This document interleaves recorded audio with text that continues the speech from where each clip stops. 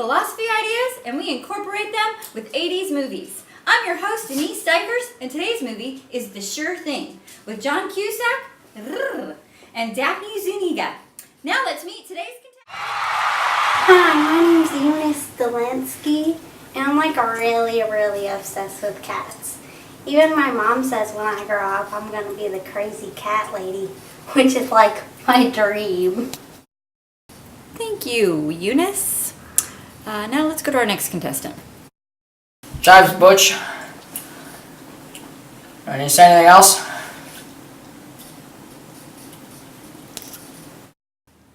Okay, let's get started. Here's our first clip.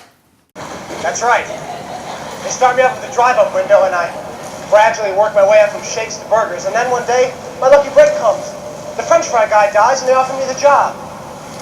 But the day I'm supposed to start, some men come by in a black Lincoln Continental and tell me I can make a quick 300 just for driving a van back from Mexico.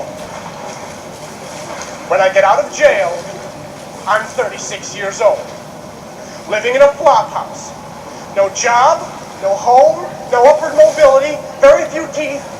And then one day they find me, face down, talking to the gutter, clutching a bottle of paint thinner. And why? Chives? Yeah. Answer would be nipple. No. Eunice, do you have an answer? So in this case, the answer would be soft determinism, Miss Diker. So in this scene, Gib is discussing what would happen if Allison didn't help him to pass English. His rationale is if he doesn't pass English, it would lead him to getting a low-level job, then commit a crime, and so on. So what it shows is his actions are based on free will and determinism, and that they're actually compatible with each other.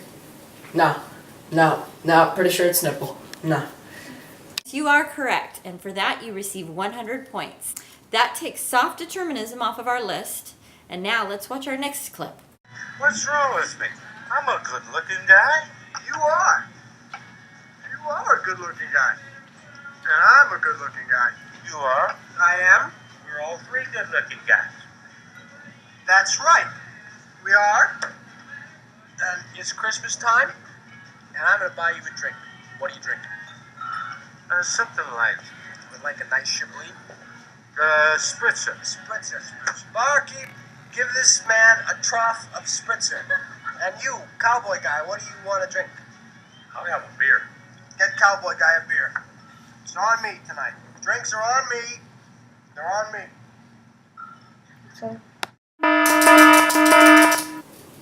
So the answer to this one would be utilitarianism.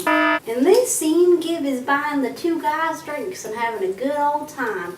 The philosophical idea is that Gib is appeasing everyone as well as himself by complimenting them and buying them drinks. Okay, we are now going to cross off utilitarianism off the list, and let's move on to the next clip. I don't even know that girl! How do you know that guy? He's all set up by his friend. He thinks love is something you order on the phone like a pizza. You know he snores. And he thinks he knows everything about the stars, but he doesn't even know that Cassiopeia is the mother of Andromeda. How does he know you hog the blankets? Just for crap he eats cheese balls and beer for breakfast! How do you know what he eats for breakfast?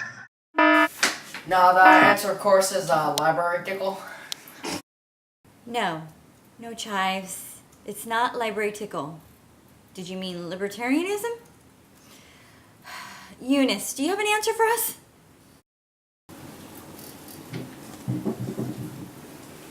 Nah. Yes, as a matter of fact, I do. The answer to this one would be moral language. In this scene, Allison is technically using the opposite of moral language by expressing her own opinion about the food Gib eats for breakfast. If she were to use moral language, she could say the food he eats for breakfast is not what she would prefer to eat. So, with Eunice's final answer, we can cross off moral language. Congratulations, Eunice. You have won all the points for this first part of the game. We're going to now move into the final round where we will look at a clip related to the 3 theories of knowledge.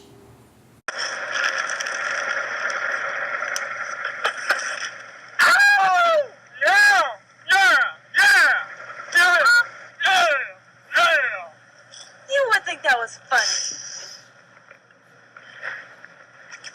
fact, I think that's hysterical. I think it's a scream. An absolute laugh riot. Ha-ha! What the hell's the matter with it? It's stupid. Stupid. Everything's stupid with you. All right, it is stupid. What the hell's wrong with being stupid once in a while? Does everything you do always have to be sensible? Gary, they're at it again. Have you ever thrown water balloons off the roof? When you were a little kid, didn't you ever sprinkle out flakes on the living room floor because you wanted to make it snow in July? Did you ever get really shit-faced and maybe make a complete fool out of yourself and still have an excellent time? Gary, do something. Don't you know how great it makes you feel when you do something totally spontaneous, something totally off the wall? Spontaneity has its time and its place. Allison, you know what you are? You're repressed. I'm not repressed. Yes, you are. Gary, I can be as spontaneous as anyone. Prove it. What do you want me to do? I don't have to prove anything to you. You can't because you're repressed. You don't have to be stupid to be spontaneous, you know. Repressed. You think that's spontaneous, sticking your butt out of a car window? Repressed! Face it, Allison, you're repressed. You want spontaneity? I'll give you spontaneity. I'll Repressed! give you, watch this, Gary. Oh, hey, you guys. Oh, my God. Listen, come to Mama, boys. Oh, bang. I'm getting a hive. Indecent exposure. Driving so as to endanger. Driving with the load not properly tied down.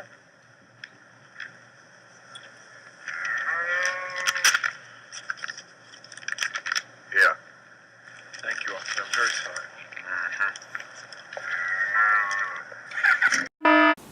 The three theories of knowledge are represented in this scene. In the first part of this scene, Gib obviously has his own beliefs about being stupid and spontaneous, and there's really no purpose to the actions. The philosophical view is skepticism, which is that there is no justification that our beliefs exist. Chives! Chives! What are you doing? We're reenacting the scene. My bad.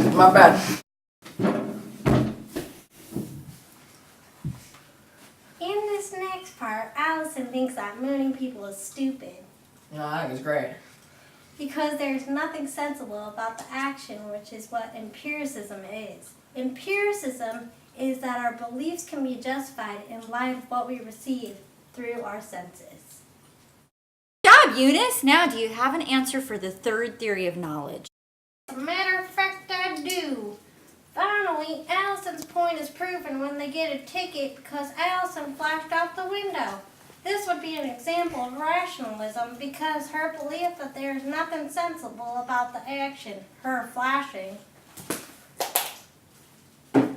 brought about rational evidence from the ticket they received.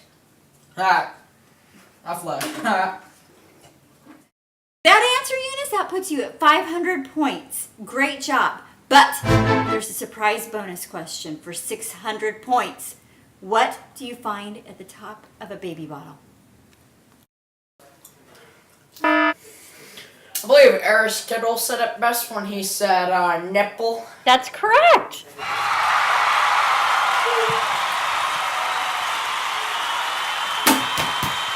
Congratulations, Chives. Way to pull it out. Thank you.